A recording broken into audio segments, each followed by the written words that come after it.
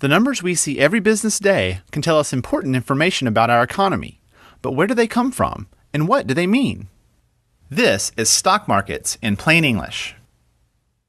Let's get started by talking about companies. There are two basic types. The first is called a private company. Ownership in these companies is private, which means it's not available to everyone. They're usually small to medium-sized, and there are a lot of them, from the bakery down the street to a local trucking company. Private companies are typically owned by an individual or a small group of people. Because ownership is limited, we won't worry about them. Our focus is on companies that offer ownership to everyone. These are called public companies. Here's how they work. Let's say ZipperCorp is a successful company that has big plans. It wants to expand and build a button factory, but it doesn't have enough money. Because it's a public company, ZipperCorp can divide part of the ownership of the company into thousands of pieces and sell them to people like Maya. These are company stock, also called shares.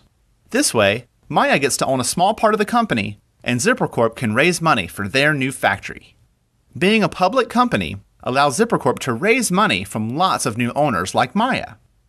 Now, Maya's share of the company has a value that typically changes each business day. When ZipperCorp is doing well, the future of the company can look promising. This means that the value of the company and the value of her shares may go up.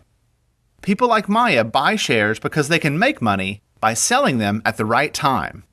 The big idea is to buy shares at a low price and sell them at a higher price. Of course, this is risky because a company's future is hard to predict. For example, people who believe the button factory is a good move may want to buy ZipperCorp shares because they think the value will increase.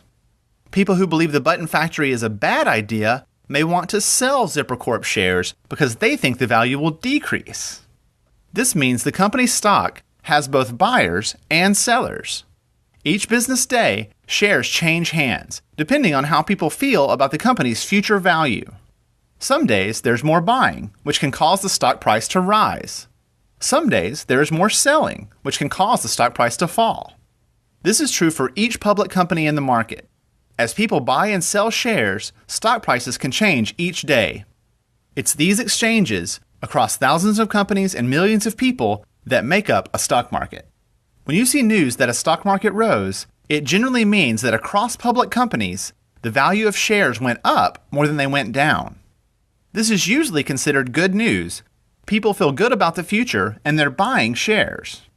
Now, because there are thousands of companies, there has to be an easy way to see the big picture across the market. We do this with an index, which is an average of a specific group of stock prices. Indices help us understand if the markets went up or down on a given day by looking at the performance of a group of companies. For example, the Dow Jones Industrial Average is an average of the stock prices of 30 large U.S. companies. The S&P 500 is an average of 500 companies. We hear a lot about stock markets in the U.S., but there are stock markets all over the world. In each market, companies share ownership with the public, and that ownership is exchanged over and over. And we get to see how it all comes together across public companies thanks to indices we see in the news each business day. I'm Lee Lefevre of Common Craft, and this has been Stock Markets in Plain English.